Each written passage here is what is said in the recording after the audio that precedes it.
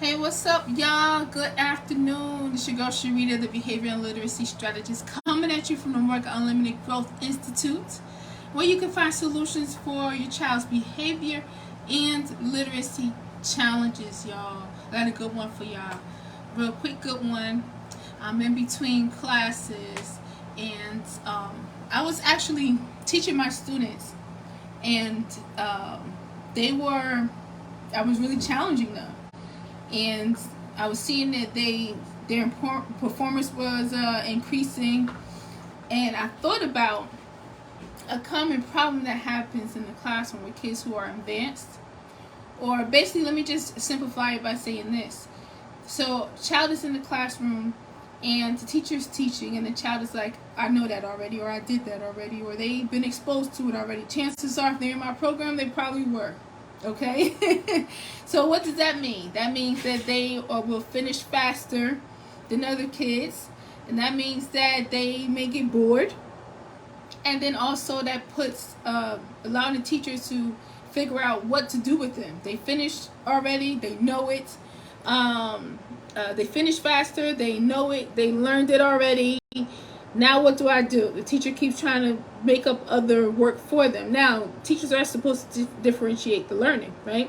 But let's face it, that doesn't always happen. It doesn't always happen adequately.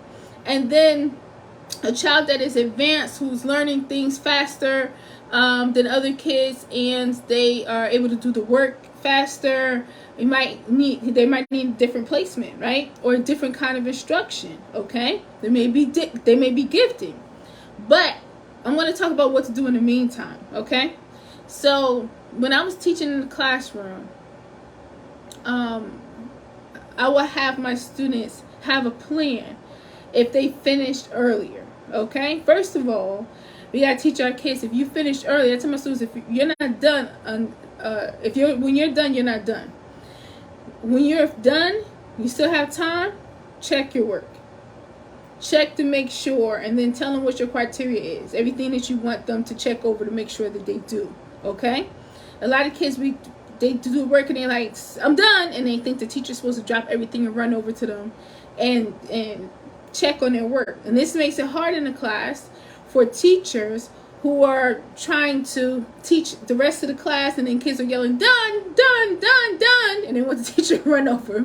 Right? Or kids who are bored and they learned this already, right? Hello, welcome, Shakur, welcome. We're talking about advanced kids in the classroom and how kids get bored. They finish the work early, and they may have learned the stuff already. Oh, that's your kids? Okay, you was just talking about that. All right. So for our kids, we have two options, because I have, like, my kindergartner, she's going to be in kindergarten, and she's learning on a first grade level right now. Okay? And then my oldest daughter is in high school, and all throughout her school life, she'll be in there and she'll be learning stuff that I taught her at home already. Okay? So with our kids, like it leaves them in the class. They go to the class every day and they're not being stimulated. And we always want our children to be challenged. We always want them to be challenged. We always want them to be stimulated. So what do? One of the things that, of course, we can get our kids to see if they, can fit the criteria to be in a gifted and talented program, go to a different kind of classroom, right?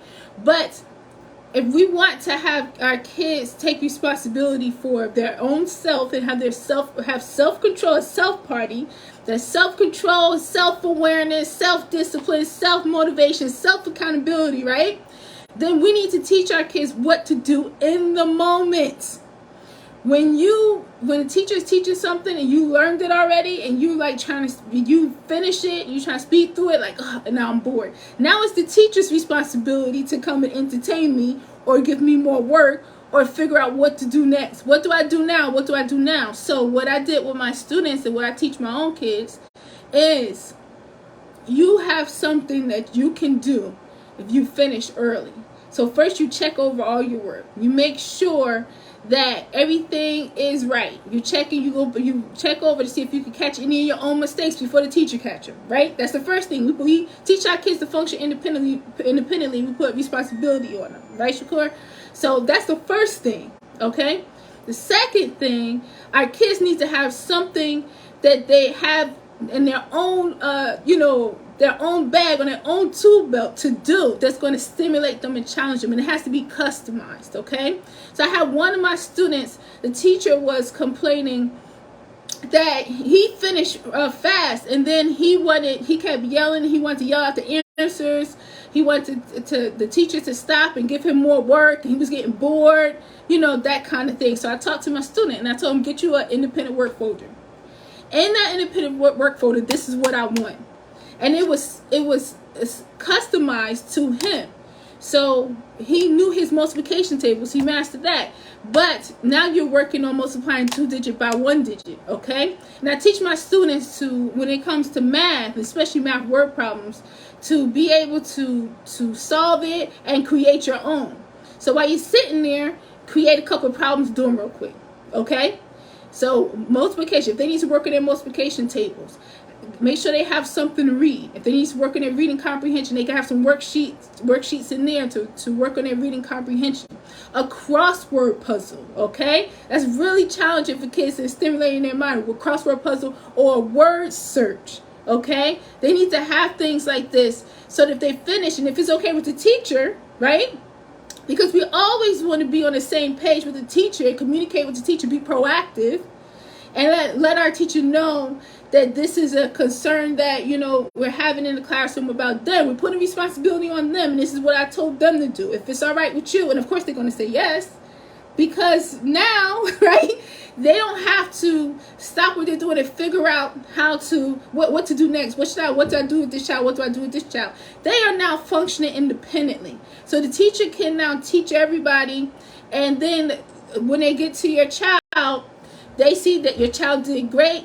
If they need coaching on something or need to fix something, they can tell them, but they have other challenging things. And the teachers, that stress is taken off of her. Now she can think more about how else can I challenge this child? I'm loving this. This child is so smart. He understands things quickly. He learns quickly. He does his work. And then he has other work that he's, doing in the meantime, right? What else can I do? Teachers love that.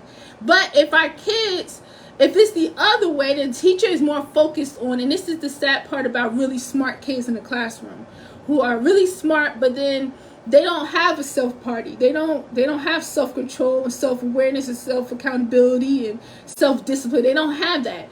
The teachers start to focus more on their behavior than their learning. Their behavior takes center stage because they have to maintain them all day. So when we as moms put that in place and we communicate with the teachers, then the teachers can see just how bright our kids really are. And then they can challenge them, and they can think of ways to challenge. They'll be focused more on that. Okay? So word search and anything that you see that your child loves at home. Like my youngest daughter loves dinosaurs. You know what I mean? So for her to have a word search or a crossword puzzle with dinosaurs in them, and she's practicing the words, spelling the words of the dinosaurs, right? And then when she's home with me, then I can read the name of the dinosaur, and see how she can spell it, right? And for her to be working on it in the classroom, that's something individual to her, that's customized to her. She loves it. It challenges her. And now she's not driving the teacher crazy, okay? Right, Shakur? Right? Thank you. Because I understand as a mom, like I always say, I have a background, in mental health and teaching. But first and foremost, I'm a mom. And when I teach my students, I teach them based on if I was their mom, what I would want them to know, how I want them to function independently. I want them to be in that classroom, not needing somebody to sit right next to them to make sure that they're doing their work and staying on task and all that stuff. I want people to see how brightly my students shine, what they're really good at, how smart they are. Okay, I want them to show up as their best selves. Okay, because I know as a mom, that's what I want for my own kids. All right. So for our students who are advanced, who are smart, we don't have to stop teaching them at a higher level. We're going to teach our kids at home at their challenge level. We're not going to say, like with my youngest daughter, she just turned 5. She's in preschool, but she knows how to read. She's reading everything, okay? I got to get her out my phone. I'm like, mind your business. Don't go over there, because she'll look at my phone, try to read the text messages. So she's reading everything, and I could have stopped at preschool. I could have said, well, she's ready for kindergarten, but learning is unlimited. We don't have to, we don't have to just teach them based off of what level they would be in school. We customize their learning. So if this is what she knows right now, what else? Their brains are like sponges. They want to learn. What else do they want to know? What else can they learn? How much more can they grow?